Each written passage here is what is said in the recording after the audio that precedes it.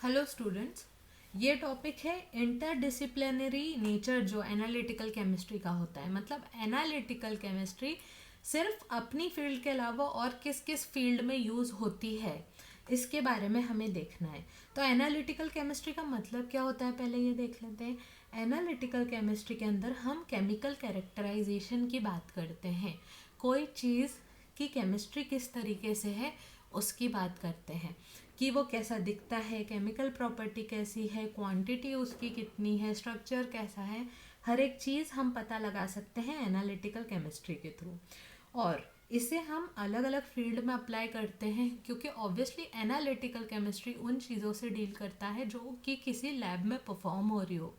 तो ऑब्वियसली उनको क्या करेंगे हम किसी और फील्ड से रिलेट कर सकते हैं। फॉर एग्जांपल केमिस्ट्री में भी एनालिटिकल केमिस्ट्री ओवरऑल कैसे लगेगी, बायोकेमिस्ट्री में लगेगी, बायोमोलिक्यूल्स पढ़ने हैं अगर तो ठीक है। मतलब लिविंग बींग्स के अंदर जो मॉलिक्यूल्स हैं उनको पढ़ना है तो भी एनालिटिकल केमिस्ट्री में उसके स्ट्रक्चर्स, उनकी हर एक चीज़ के बारे में पता लगाने के लिए काम आ सकता है। ऑर्गेनिक, इनऑर्गेनिक, फिजिकल में हर चीज़ में काम आ सकता है। फिजिकल में इंस्ट्रूमेंट्स जो होंगे वो भी एनालिसिस कैसे होता है वो सब समझने के लिए भी एनालिटिकल केमिस्ट्री में सारी चीज़ें लग जाएंगी कि किस तरीके से कौन सा इंस्ट्रूमेंट चल रहा है, कैसे एनालिसिस हो पा रहा है। मेडिसिन के अंदर क्लिनिकल केमिस्ट्री में ब्लड या प्लाज्मा का जो टेस्ट होता है वो कैसे होता है।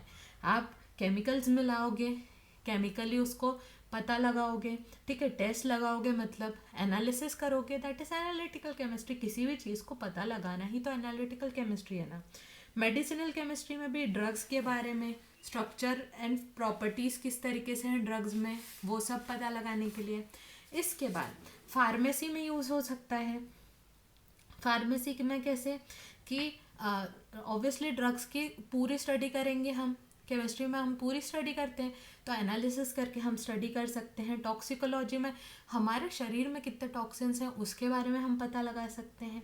अब आते हैं मटेरियल साइंस पे, मतलब क्या चीज़ें हम बनाते हैं। तो मेटलर्जी, मेटलर्जी क्या बताती है कि ओर्स और अलॉयज़, मतलब वो जो ओर्स निकलती हैं अर्थ से मिलती हैं हमको या अलॉयज़ बनते हैं वो सब मेटलर्जी के अंदर आ जाती है। उसमें भी लगेगा क्योंकि आप उसकी प्योरिटी और इम्प्योरिटी के बारे में बात करोगे। पॉलीमर्स के बारे में बात करोगे जब भी आपको एनालिटिकल केमिस्ट्री लगेगी। क्यों? क्योंकि एनालिटिकल केमिस्ट्री से ही तो आप कॉन्स्टिट्यूट निकालोगे कि उसके अंदर क्या क्या है।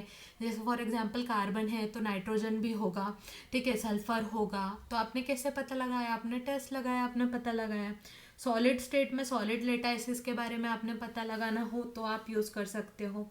एग्रीकल्चर की बात कर लेते हैं। एग्रीकल्चर में सॉइल टेस्टिंग, सॉइल के टेस्ट लगाने पड़ते हैं कि ये उसके अंदर क्या क्या ऑर्गेनिक इनऑर्गेनिक मटेरियल है, मिनरल्स कितने हैं, ठीक है।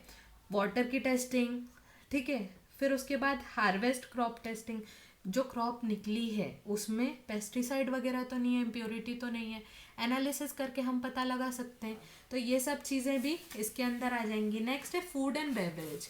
फूड एंड बेवरेज में खाने में कंटेमिनेशन है तो वो भी टेस्ट करते हैं, लैब्स में टेस्ट होता है ना, कंटेमिनेशन भी टेस्ट होता है, ठीक है। टॉक्सिन्स कैसे टेस्ट होते हैं वो सब टेस्ट भी फूड एंड बेवरेज के अंदर आ जाएगा, ठीक है।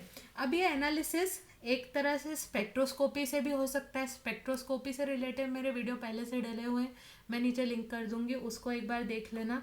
स्पेक्ट्रोस्कोपी की एप्लीकेशंस पे एक और वीडियो आने वाला है, जल्दी रिलीज हो जाएगा। सो स्पेक्ट्रोस्कोपी क्या है? जब भी हम इलेक्ट्रोमैग्नेटिक रेडिएशन के थ्रू अगर किसी चीज़ का एनालिसिस करते हैं तो वो स्पेक्ट्रोस्कोपी के अंदर आ जाता है, ठीक है। उसकी भी बहुत सारे तरह हैं, बहुत सारे मतलब उसके टाइप्स होते हैं, टाइप्स में भी बहुत अलग अलग तरीके से होता है। बायोलॉजिकल सिस्टम में भी एनालिटिकल केमिस्ट्री यूज़ होता है। जैसे जेनेटिक फिंगरप्रिंट है, मतलब जीन्स, मतलब डीएनए का जो फिंगरप्रिंटिंग करते हैं, डीएनए का स्ट्रक्चर निकालते हैं, टेस्ट लगते हैं, उन सब में एनालिटिकल टेक्निक्स लगती है। प्रोटीन को अगर चेंज करना है उसके लिए लगती है। Nanotechnology, nanotechnology, nano sims बन रही हैं जो नैनो टेक्नोलॉजी के अंदर और क्या आ जाएगा, जितना भी इलेक्ट्रिकल अप्लायंसेस बन रहे हैं जिनके अंदर बहुत छोटे छोटे पार्ट्स लगते हैं, नैनो पार्ट्स लगते हैं, उसके अंदर इलेक्ट्रॉन माइक्रोस्कोप्स, इलेक्ट्रॉन के माइक्रोस्कोप्स या इंस्ट्रूमेंट वगैरह सब जो यूज़ हो रहे हैं वो सब एनालिटिकल से ही रिलेटेड होंगे, सब एनालिटिकल टेक्निक्स हैं, ठीक है। एनालिसिस इतना ज़्यादा इम्पॉर्टेंट है कैसे, जैसे मून और मार्स पे भी जो सैम्पलिंग हुई है उसका भी एनालिसिस करके तो हमने पता लगाया कि वहाँ पे क्या था क्या नहीं था। तो ये सब एनालिटिकल टेक्निक्स क्या करती हैं, काम आती हैं हमारे किसी भी चीज़ के बारे में बेसिकली पता लगाने के कि वो क्या है। तो ऑब्वियसली अगर हमको प्रॉपर्टी स्टडी करनी है, स्ट्रक्चर स्टडी करना है, हर एक चीज़ को हम कैसे निकालेंगे, हम एनालिटिकल टेक्निक्स को बना के निकालेंगे। तो ये सारी इन्फॉर्मेशन आपको कैसे मिलेगी, एनालिटिकल केमिस्ट्री के थ्रू मिलेगी। And this was your video about analytical chemistry. Thank you.